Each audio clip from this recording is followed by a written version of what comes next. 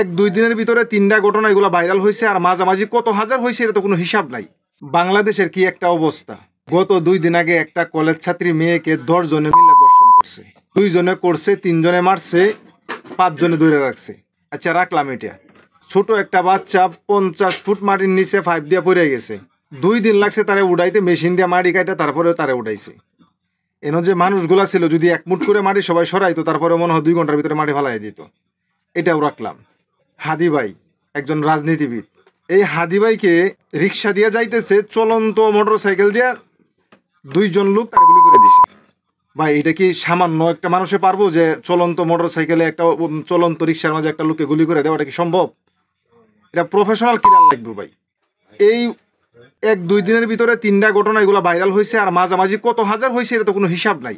প্রধান উপদেষ্টা সহ তার সামসা সামুন্ডা যা আছে, এরা কি খায় ঘুমায়, আগে আর কোনো কাম নাই? পুলিশ প্রশাসন বাদ দিলাম, এরা খাল্লি বাল্লি, এরা ছইতো না, ধরতো না, খালি চায় চায় দেখবো। কারণ এরা পূর্বের যে যারা ছিল তাদের দোসর।